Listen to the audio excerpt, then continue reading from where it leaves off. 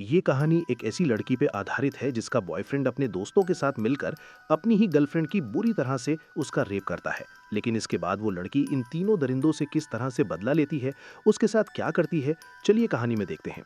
तो कहानी की शुरुआत में हम एक सुनसान रेगिस्तान को देखते हैं जहाँ पे एक हेलीकॉप्टर रहता है, जिसमें हम एक रिचर्ड नाम के काफ़ी अमीर शख्स को देखते हैं जो अपनी गर्लफ्रेंड जेनिफर के साथ डेजर्ट में आया होता है। दरअसल उसने इसी डेजर्ट में एक घर बनाया था, इसीलिए वो जेनिफर के साथ यहाँ 2 दिनों के लिए आया था। यहाँ पे हमें पता चलता है कि रिचर्ड शादीशुदा है, लेकिन फिर भी वो जेनिफर के साथ संबंध रखता है। इसके बाद वो अपने घर पहुंच जाता है, तभी उसका पायलट उसका वेलकम करते हुए उसे एक ड्रग देता है। इसके बाद रिचर्ड अंदर जाता है और जेनिफर के साथ इंटीमेट होने लगता है। इसके बाद रात में रिचर्ड के पास उसकी वाइफ का कॉल आता है, जिसे जेनिफर के बारे में कुछ भी पता नहीं होता। इसके बाद यहाँ पे सुबह हो जाती है और जेनिफर अपने लिए कॉफी लेने के लिए जाती है, लेकिन तभी अचानक से वो देखती है जहां शीशी के सामने 2 आदमी खड़े होते हैं और इन दोनों के हाथों में गन होती है। यहाँ पे जेनिफर उन दोनों को देखकर काफी ज्यादा डर जाती है, जिसके बाद वो रिचर्ड को आवाज लगाती है। अब रिचर्ड यहाँ पे आके जेनिफर से कहता है कि अरे ये तो मेरे दोस्त हैं, और इन दोनों के नाम स्टैनली और डेविड होता है, और ये दोनों भी 2 दिनों के लिए रिचर्ड के साथ मिलकर हंटिंग के लिए आए होते हैं। अब यहाँ पे स्टैनली अपनी गंदी नजर से जेनिफर को घूरने लगता है। अब उसे इस तरह घूरते हुए देखकर जेनिफर को बिल्कुल भी अच्छा नहीं लगता, इसीलिए वो उठकर वहां से अंदर चले जाती है। इसके बाद अगले दिन हम देखते हैं जहाँ पे जेनिफर अपने छोटे बिकिनी पहनकर बाहर आती है और वो रिचर्ड को किस करने लगती है। अब जेनिफर की खूबसूरत बॉडी देखकर स्टैनली और डेविड का भी दिल जेनिफर पे आ जाता है। इसके बाद यहाँ पे रात हो जाती है और ये सारे लोग आपस में बैठकर ड्रिंक करने लगते हैं। वहीं पे स्टैनली जेनिफर के साथ फ्लर्ट करने लगता है, वहीं पे डेविड अपनी दूरबीन लेकर जेनिफर के बॉडी को घूरने लगता है, और तभी इन्हें रिचर्ड के हाथ में वही ड्रग्स दिखाई देता है। जेनिफर उससे पूछती है कि आखिर ये है क्या। यहाँ पे रिचर्ड उन लोगों से इस ड्रग्स के बारे में बताने लगता है। वो कहता है कि ये ड्रग्स काफ़ी ज़्यादा खतरनाक है। वो कहता है कि एक बार एक आदमी ने इस ड्रग्स को यूज़ किया था और वो बंदा इसके नशे में इतना ज़्यादा खो गया कि उसने अपनी ही टांग काट कर खा गया, और इस वजह से उसकी बॉडी का पूरा ब्लड निकलने की वजह से वो वहीं पर मारा गया। इसके बाद रिचर्ड वो ड्रग्स जेनिफर को दे देता है। जेनिफर उस ड्रग्स को अपने लॉकेट में रख लेती है। इसके बाद जेनिफर म्यूजिक स्टंप स्टार्ट करती है और रिचर्ड को अपने साथ डांस करने के लिए कहती है, लेकिन रिचर्ड उसके साथ डांस करने से मना करता है, इसीलिए वो स्टैनली के साथ डांस करने लगती है। अब यहाँ पे काफी देर एंजॉय करने के बाद ये सारे लोग सोने के लिए चले जाते हैं। अब अगली सुबह जैसे ही जेनिफर सोकर उठती है तो उसे रिचर्ड कहीं पे नहीं दिखता। इसके बाद जेनिफर स्टैनली के पास जाकर उससे रिचर्ड के बारे में पूछती है। स्टैनली उससे कहता है कि वो बाहर गया है और शायद वो दोपहर तक वापस आ जाएगा। यहाँ पे स्टैनली उससे और भी बातें करता है और उसे अपनी हवस भरी नजरों से घूरने लगता है।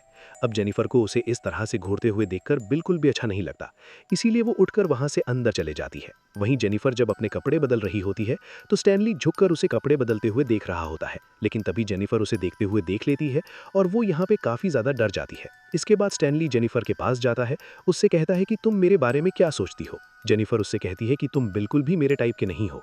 स्टैनली कहता है कि कल रात को तुमने मेरे साथ डांस किया, इसीलिए मुझे लगा कि शायद तुम मुझे पसंद करती हो। जेनिफर उससे कहती है कि मैंने बस यूं ही तुम्हारे साथ डांस कर लिया, मैं तुमको पसंद नहीं करती। अब यहाँ पे स्टैनली उसकी बातें सुनकर गुस्सा हो जाता है और उसके बॉडी को गलत तरीके से छूने लगता है, और तभी यहाँ पे डेविड आ जाता है और वो स्टैनली को जेनिफर के साथ गंदी हरकतें करते हुए देख लेता है। यहाँ पे जेनिफर को उम्मीद होती है कि डेविड उसे बचाएगा, लेकिन वो मोटू तो दरवाजा बंद करके यहाँ से चला जाता है। इसके बाद हम देखते हैं कि स्टैनली जेनिफर के साथ बुरी तरह से रेप करने लग जाता है, जिसकी चिल्लाने की आवाज डेविड भी सुन रहा होता है। अब इसके कुछ देर के बाद रिचर्ड घर वापस आ जाता है और वो जेनिफर के पास जाता है जहाँ पे जेनिफर रो रही होती है। यहाँ पे जेनिफर रिचर्ड को पूरी कहानी बताती है। इसके बाद रिचर्ड उन दोनों के पास जाता है, वहाँ पे झगड़ा करता है और कुछ देर के बाद वापस जेनिफर के पास आता है। जेनिफर उससे कहती है कि मुझे यहाँ नहीं रहना, लेकिन यहाँ पे रिचर्ड उसे किसी तरह समझाता है और उसे किसी तरह एक और दिन रुकने के लिए मना लेता है। इसके बाद यहाँ पे सुबह हो जाती है। रिचर्ड जेनिफर के पास आकर उससे कहता है कि मैंने तुम्हारे अकाउंट में बहुत सारे पैसे डाल दिए हैं, इसीलिए मेरे दोस्तों ने जो भी तुम्हारे साथ किया तुम उसे भूल जाओगी। लेकिन उसकी बातें सुनकर जेनिफर गुस्सा होने लगती है और तुरंत हेलीकॉप्टर बुलवाने के लिए कहती है, और वो रिचर्ड और खुद के बारे में उसकी वाइफ को बताने के लिए कहने लगती है। अब ये सुनने के बाद रिचर्ड जेनिफर को एक जोर से थप्पड़ लगाता है और इसके बाद जेनिफर यहाँ से भागने की कोशिश करने लगती है और ये तीनों दरिंदे जेनिफर को पीछे करने लगते हैं। वहीं जेनिफर भागते भागते एक पहाड़ पे पहुंच जाती है और तभी वो तीनों बदमाश वहां पहुंच जाते हैं। इसके बाद रिचर्ड जेनिफर को भागने से मना करता है। जेनिफर उसे हेलीकॉप्टर बुलवाने के लिए कहती है, इसीलिए जैक हेलीकॉप्टर बुलवाने के लिए कॉल करता है, लेकिन वो सच में हेलीकॉप्टर नहीं बुला रहा था। दरअसल वो बस जेनिफर को कह रहा था ताकि जेनिफर उसकी बातों में आ सके, और तभी अचानक से जैक जेनिफर को धक्का दे देता है और जेनिफर नीचे एक नुकीली लकड़ी पे गिर जाती है, जिससे वो लकड़ी उसकी बॉडी के आर पार हो जाता है। यहाँ पे इन तीनों को लगता है कि जेनिफर मर गई। स्टैनली रिचर्ड से पूछता है कि आखिर तुमने ऐसा क्यों किया।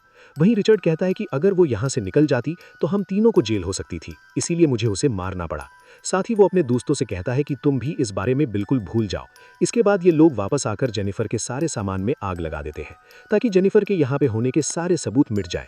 वहीं पे हम दूसरी तरफ देखते हैं जहाँ पे जेनिफर अभी भी जिंदा होती है। इसके बाद ये तीनों जेनिफर के बॉडी को जलाने के लिए वहाँ पे जाने लगते हैं। वहीं हम जेनिफर को देखते हैं जो कि होश में आती है और उसे रियलाइज होता है कि वो एक पेड़ से टंगी है और उसके पीठ से होते हुए पीठ की तरफ से एक लकड़ी आर पार निकल गई है।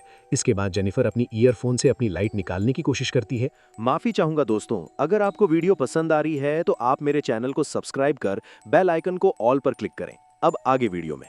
अब लाइटर मिलने के बाद जेनिफर लाइटर से उस पेड़ में आग लगा देती है। अब आग लगने की वजह से ही वो टहनी टूट जाती है और किसी तरह जेनिफर नीचे आ जाती है और तभी जेनिफर को गाड़ियों की आवाजें आने लगती है। अब उन दरिंदों से बचने के लिए जेनिफर रेंगते हुए एक पत्थर के पीछे जाकर छिप जाती है। अब जैसे नहीं ये तीनों वहां पे पहुंचते हैं तो वो लोग देखते हैं कि यहाँ पे जेनिफर की बॉडी है या नहीं। अब ये देखकर सारे लोग एकदम हैरान हो जाते हैं और ये लोग समझ जाते हैं कि जेनिफर अभी भी जिंदा है। इसीलिए ये तीनों मिलकर जेनिफर को ढूंढने लगते हैं और उसे ढूंढते ढूंढते काफी रात भी हो जाती है और तभी इन्हें जेनिफर की खून दिखाई देता है।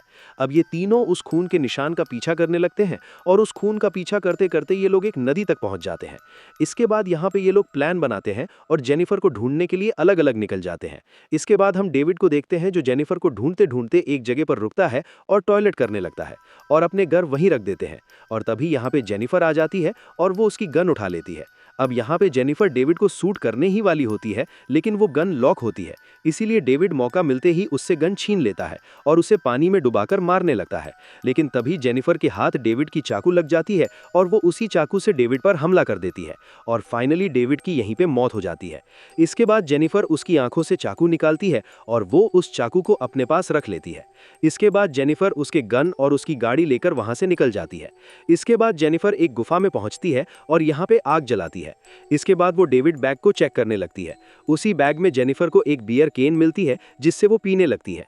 यहाँ पे जेनिफर को काफी दर्द हो रहा होता है, इसीलिए वो अपने लॉकेट से उसी ड्रग्स को निकालती है और वो उस ड्रग्स को खा लेती है जिसकी वजह से उसकी दर्द बिल्कुल खत्म हो जाती है।